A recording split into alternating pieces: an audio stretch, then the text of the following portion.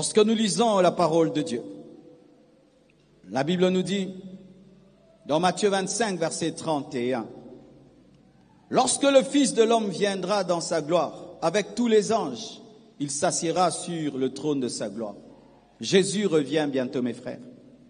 Jésus revient. Jésus est en route. Il revient. Nous commençons à oublier que tout ce que nous voyons autour de nous un jour prendra fin. Et Jésus-Christ, avant d'introduire son message sur le retour, il viendra faire quoi? Il viendra juger. Jésus, lors de sa première venue, est venu pour sauver. Il est venu comme un agneau. Il est mort à la croix. Mais lorsqu'il reviendra, mes frères et sœurs, il reviendra pour juger comme un roi. On nous parle de Christ comme roi. Et lorsqu'il viendra pour juger, il rendra chacun de nous selon ses œuvres, pas seulement selon sa foi. Aujourd'hui, de plus en plus, il y a une doctrine qui est enseignée aux chrétiens. La foi, la foi, la foi. Mais on ne parle plus des œuvres. Bien-aimés, ce n'est pas la Bible. La grâce, une grâce qui enlève les œuvres. Ce n'est pas la parole de Dieu. Tu ne peux pas prétendre avoir la foi sans avoir les œuvres. Tu ne peux pas dire que tu as la foi sans les œuvres. Il s'assiera sur son trône. Il ne va pas venir sur une croix, mais il viendra sur un trône et il sera le roi de toutes les nations. Lorsque le Fils de l'homme viendra dans sa gloire avec tous les anges, il s'assiera sur le trône de sa gloire. Toutes les nations seront assemblées devant lui, même la nation congolaise. Il séparera les uns d'avec les autres, comme le berger sépare les brebis d'avec les boucs. Il est à la fois le roi et à la fois le berger, à la fois l'époux. Il mettra les brebis à sa droite et les boucs à sa gauche. Il viendra séparer. Vous voyez, là, nous sommes mélangés. Mais sur le plan spirituel, nous ne sommes pas mélangés. Il y a deux sortes d'hommes. Il y a les boucs et il y a les brebis. Qui es-tu? Quelle est ta nature spirituelle? Ici, il n'y a que deux sortes d'hommes. Il y a soit des bébés. Vous voyez, souvent on représente Satan comme un bouc. Ce sont des rebelles. Des gens qui n'obéissent pas à la parole de Dieu. Des hommes méchants. Des hommes qui ne pratiquent pas la parole seront à la gauche. La gauche symbolise la désapprobation, le jugement. Mais à la droite, il y aura les brebis. Les brebis symbolisent la soumission. Lorsque tu veux tuer un bouc, il va rechigner, il va crier, pleurer, beuler. Mais quand tu veux tuer une brebis, elle est calme lorsqu'on l'attend et lorsqu'on la tue, la soumission. Où seras-tu au dernier jour?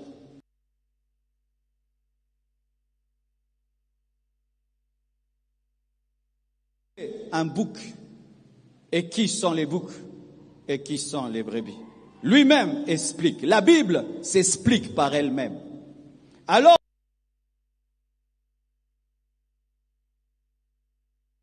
vous qui êtes bénis de mon Père, prenez possession du royaume qui vous a été préparé dès la fondation du monde.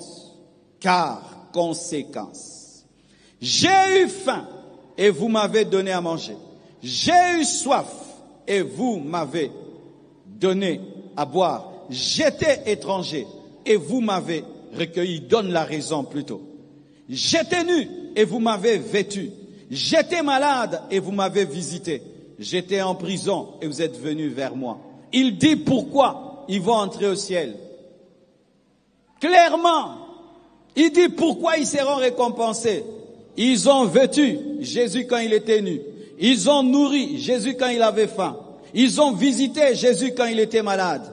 Ils ont visité Jésus quand il était en prison. C'est pourquoi ils sont bénis et ils vont entrer dans l'éternité. Ce n'est pas Marcelo qui parle, c'est la Bible. Les gens qui prêchent la grâce extrême, quand ils arrivent dans de tels passages, ils sautent. Ils sautent parce que ça montre clairement qu'il ne faut pas seulement la foi, il faut aussi les œuvres. La vraie foi se manifeste par les œuvres. Alléluia. Car j'ai eu faim et vous m'avez donné à manger. J'ai eu soif.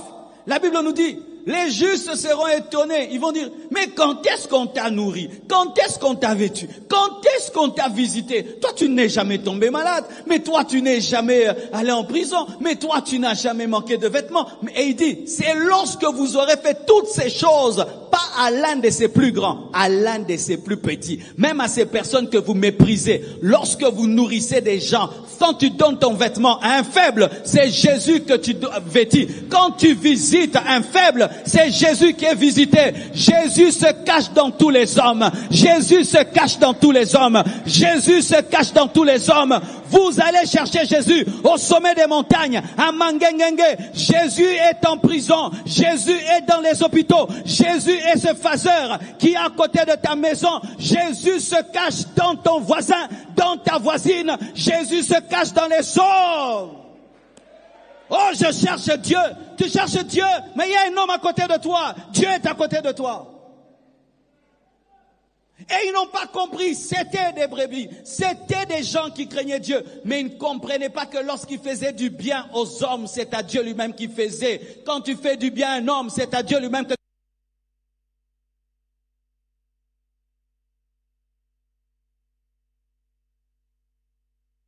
Parce que Dieu s'est uni à sa créature. Dieu s'est uni à sa créature.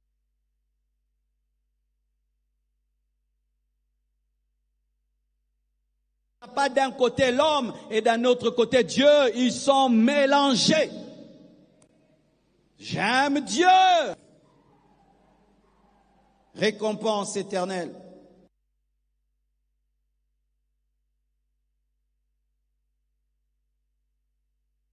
Affamés envers les assoiffés. Dans notre famille, on avait quelqu'un d'exceptionnel. Elle est déjà décédée. Elle n'était pas riche.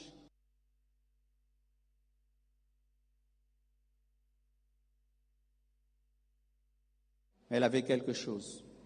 Nous tous, on savait que si tu tombes malade et qu'il n'y a personne pour te garder à l'hôpital, tante Elisa sera là pour toi.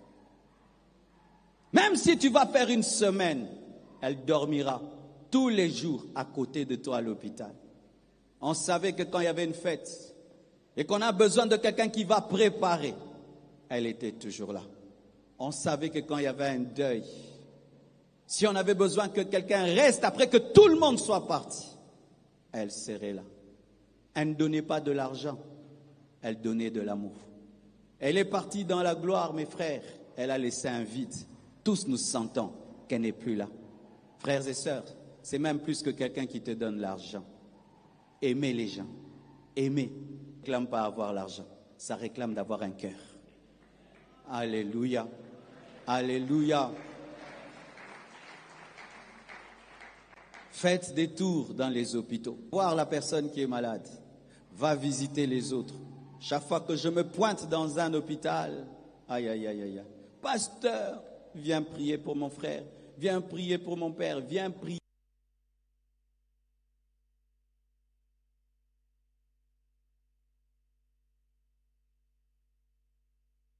En bonne santé est une bénédiction. Même si tu n'as pas une voiture et une maison, tu es béni. Tu trouves des gens, des pieds attachés là, avec des vis comme si c'était des voitures. Tu trouves des gens sous des bonbonnes. Tu sens que lui, si seulement on débranche la machine, il est parti. Tu trouves d'autres des poches. Il urine dans une poche et il fait tout dans l'autre. Tu te dis, Seigneur, quelle bénédiction. Tu sors de là, tu dis, merci pour la santé. Merci pour la santé.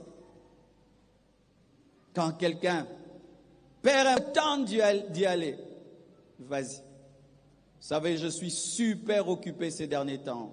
Très pris, fatigué même. Un frère de l'église a perdu sa mère.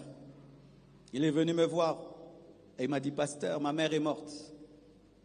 Et personne ne le sait. Je crois qu'elle va ressusciter. Sa mère meurt le matin. Il garde la nouvelle jusqu'au soir. Il dit, c'est seulement toi qui sais. Je veux que tu pries que maman ressuscite. Et j'ai senti dans mon esprit que c'était le temps qu'elle parte. Elle avait une grande plaie terrible qui l'a fait souffrir des années. Mais j'ai dit, comme toi tu as la foi, vas-y, prie pour elle. Sinon, si elle ne revient pas, glorifie Dieu. Il part, il prie pour elle, et sa mère n'est pas ressuscitée. Il a béni Dieu. J'ai senti l'Esprit m'ordonner, tu dois aller dans ce deuil-là. Tu dois aller prêcher.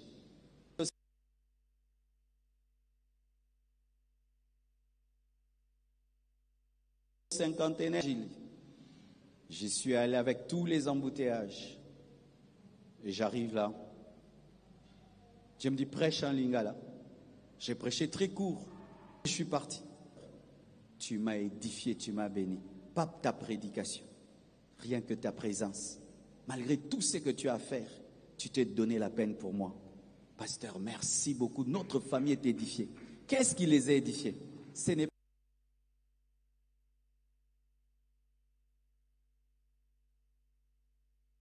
pas une prédication. Aimer les gens. Aimer. Frères et sœurs, dans Matthieu 25, versets 37 à 40, la Bible dit, les justes lui répondront, Seigneur, quand avons-nous vu avoir faim et t'avons-nous donné à manger? Ou avoir soif et t'avons-nous donné à boire? Quand avons-nous vu étranger? On n'a jamais vu ce que tu dis. Mais on a vu des hommes malades, on a vu des hommes étrangers, on a vu. Mais toi, on n'a jamais vu. Jésus dit non, les hommes là, c'est moi. Ils sont faits à mon image, à ma ressemblance. Lorsque Paul persécutait l'église et que Jésus l'a rencontré, et qu'est-ce qu'il lui a dit? Paul, pourquoi me persécutes-tu? Mais j'ai tué Étienne, je ne t'ai pas tué. Je poursuis Pierre, pas toi. Pierre, c'est moi. Étienne, c'est moi. Pourquoi tu me fais souffrir? Frères et sœurs, si on pouvait voir dans tout homme Jésus, si on pouvait voir dans tout homme Jésus, même dans nos ennemis, si on pouvait voir dans tout homme Jésus, on pardonnerait si facilement. Frères et sœurs, la Bible dit, ensuite, au verset 37, verset 41, ensuite, il dira à ceux qui seront à sa gauche, là il récompense les brebis pour leur amour, et il leur dit, qui vont entrer dans l'éternité, mais pour les boucs.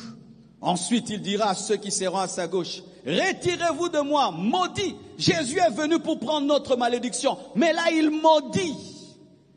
Vous qui n'avez la révélation que d'un Jésus bonbon biscuit, ce n'est pas lui, mes frères. Jésus maudit. Jésus maudit au dernier jour. Il te maudira pour ta mauvaise vie. Frère, au dernier jour, Jésus te maudira pour ta mauvaise vie. Maudit Jésus. Allez dans le feu éternel qui a été préparé pour le diable et pour ses anges. Ce n'est pas la souffrance, c'est l'enfer.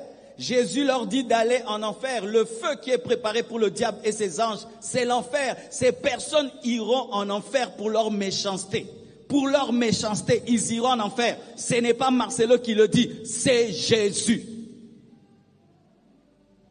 Pourquoi ils iront? Et il explique, comme il expliquait aux brebis, il explique aussi aux boucs la justice de Dieu. Car j'ai eu faim et vous ne m'avez pas donné à manger. J'ai eu soif et vous ne m'avez pas donné à boire. J'étais étranger et vous ne m'avez pas recueilli. J'étais nu et vous ne m'avez pas vêtu. J'étais malade et en prison et vous ne m'avez pas visité. Ils répondront aussi, Seigneur, quand avons-nous vu et enfin, comme les brebis, eux aussi posent la même question. Et Jésus donne la même réponse. Il leur répondra, je vous le dis en vérité, toutes les fois que vous n'avez pas fait ces choses à l'un de ces plus petits, c'est à moi que vous ne les avez pas faites. Et écoutez, et ceux-ci iront au châtiment éternel, mais les justes à la vie éternelle. On se sépare. Frère, la nature que tu as aujourd'hui détermine ton futur. La nature que tu as détermine ton éternité. Les boucs ne finissent pas au ciel, les boucs finissent en enfer. Les brebis ne finissent pas en enfer, les brebis finissent au ciel.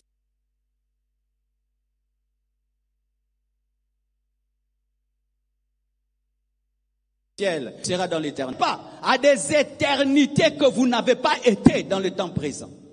Si tu veux le ciel, tu dois être une brebis. Mais si tu as une vie de bouc et tu attends le ciel, tu es dans une utopie. Alors j'entends.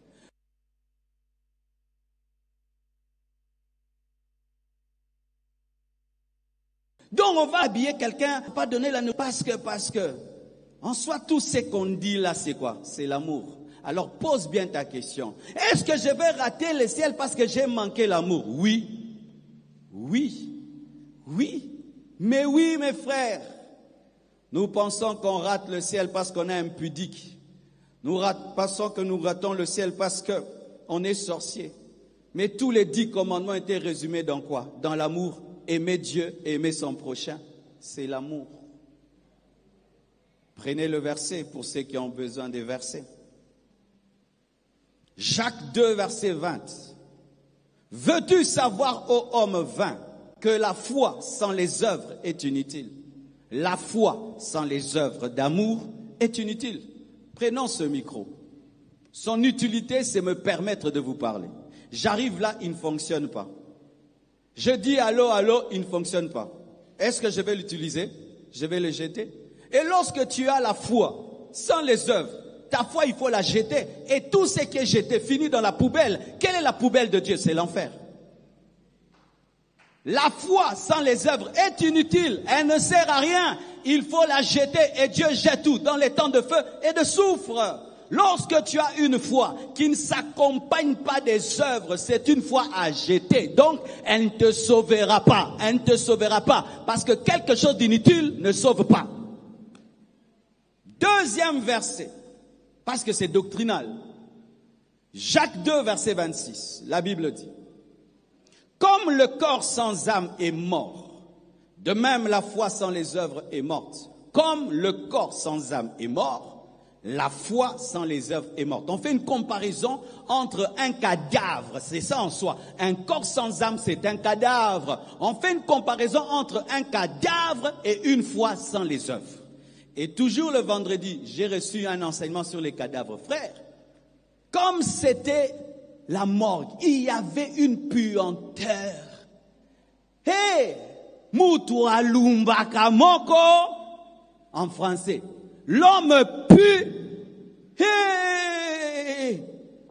Vous savez qu'une chèvre qui meurt et un homme qui meurt, l'homme commence à puer avant. Notre valeur, c'est l'âme. Notre valeur, c'est l'esprit. Si seulement l'âme te quitte, tu ne sers à rien. Tu pues. Tu pues. Il faut qu'on t'enterre vite. Il faut qu'on t'embaume vite. Sinon, tu es insupportable. Même les gens qui t'aiment là vont fermer le nez. Tu sais ce qui fait qu'on dise que tu sens bon, c'est l'âme et l'esprit. Si seulement ça part là, nous tous on va faire. C'est la présence de Dieu dans ta vie qui te donne la valeur. C'est le souffle de Dieu. Si Dieu te ravit le souffle là, même ta femme, ton mari ne va pas te supporter. Même tes enfants, ils vont te mettre dehors. Tu ne vas pas rester dans la maison. Même pas libanda. On va te mettre à la morgue chez autrui. Une fois, je suis allé pour ressusciter un mort, mes frères.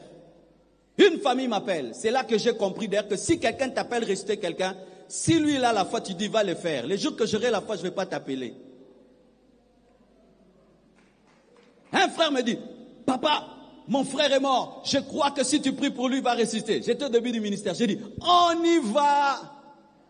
Je suis allé, frère, et on cherchait le corps. C'était comme des Thompson, comme du poisson. On tire comme ça, c'est lui, c'est pas lui. On tire comme ça, c'est lui, c'est pas lui. On tire comme ça, c'est lui, c'est pas lui. On tire comme ça, c'est lui, c'est pas lui. On tire. Je te dis, j'ai vu toutes sortes de morts. J'ai vu. Nous ne sommes rien. Sois humble, frère. Sois humble. Sois humble. Sois humble. Sois humble. Tu vois, ta nudité là, ton corps là, tu fais de fier ta nudité là. Un vieillard là va faire seulement, ouais, il voit ta nudité, il met là-bas. Il voit ta nudité, il met là-bas. Il voit ta nudité. Fier à Pamba, fier de rien. Et puis on tire là, ah c'est lui. On prie, on prie, on prie, on prie, on prie. 7 fois, n'est pas ressuscité. On est parti. Mais j'ai une leçon.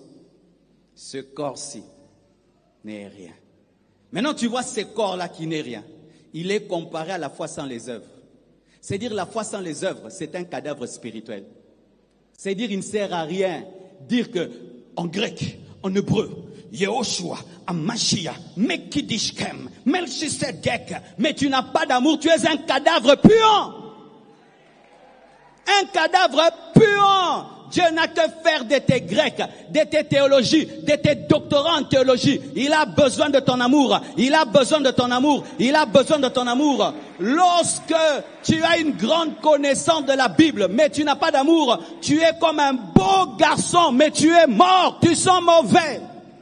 Tu sens mauvais. Un jour, mes frères et sœurs, une femme demande à Jésus, Jésus, je veux que tu me visites. Jésus, je veux que tu m'apparaisses. Jésus, viens chez moi. Jésus lui parle, il dit, ma fille, je viendrai te visiter. Oh, quand? Demain, à 12 heures. Elle balaye la maison, elle orne la maison, elle prépare tout. À 12 heures, pile, quelqu'un frappe à la porte. Ah, Jésus, un clochard, lui dit, maman, j'ai soif. Est-ce que je peux avoir de l'eau? Oh, sors là, regarde-le comment il est sale. 14 heures, un autre clochard vient. Maman, j'ai faim, donne-moi à manger. Ah, sors là. 16 heures, un autre vient, donne-moi des vêtements, sors là. Elle se rend compte, 12 heures passées, Jésus n'est toujours pas là. Elle va prier. Jésus, mais tu m'avais promis, quand tu promets, tu accomplis, mais tu n'es pas venu. Jésus lui a dit, moi, je ne suis pas venu, je suis venu. Je suis venu 3 fois. À 12 heures, je suis venu, je t'ai demandé de l'eau. À 14 heures, je suis venu, je t'ai demandé à manger. À 16 heures, je suis venu, je t'ai demandé des vêtements, mais tu m'as chassé. Oh, mais je t'ai pas vu? Elle dit, j'étais là. Dans tous ces 3 clochards, c'est moi qui étais venu te demander de l'eau. Je t'avais exaucé. Mais Jésus n'était pas venu comme elle s'y attendait. Comme la plupart d'entre nous, nous allons chercher Jésus dans des montagnes, alors qu'il y a un Jésus à côté de toi. Tous les jours qui te dit seulement, est-ce que tu ne peux pas payer mes études? Et toi, tu as $100, tu peux payer ses études et tu ne payes pas ses études. Alors que c'est Jésus, il avait besoin des frais académiques. Donne-moi l'amen. J'ai fini le message. Il a regardé sa montre. Quelle ponctualité le pasteur. Pour bolingo ba le belango trotin, faut que ça la bolingo. En français, parce qu'on parle pas trop d'amour. L'amour, il faut le pratiquer. La Bible dit que si tu dis que tu aimes Dieu que tu n'as jamais vu et tu n'aimes pas ton frère que tu vois, tu es un menteur. Jésus m'est déjà apparu, mais j'ai vu une lumière. Jésus m'est déjà apparu.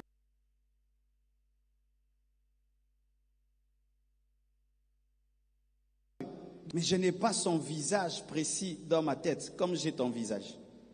Pourquoi? Parce que tu es son visage. Tu cherches Jésus, regarde ton voisin. Jésus est là. Fais du bien à ton voisin, c'est Jésus. Et là, Dieu nous demande de faire du bien aux prisonniers. Pour ceux qui ne savent pas, nous avons une église Compassion en prison. Et ils sont venus nous voir. Et j'ai eu très mal au cœur. Ils ont dit, pasteur, tu nous as oubliés. Et je confesse, vraiment, je les avais oubliés. J'ai déjà prêché en prison, j'ai déjà fait une croisade, je suis déjà allé 2 ou 3 fois. Mais la manière dont nous mettons l'accent sur les autres extensions et l'extension de Makala, vraiment que Dieu nous pardonne. Alors pourquoi j'ai donné ce message aux couples et aux familles? Parce que ce sont les familles qui soutiennent des œuvres pareilles. Ce sont les papas, ce sont les mamans. De manière pratique, qu'est-ce que nous allons faire?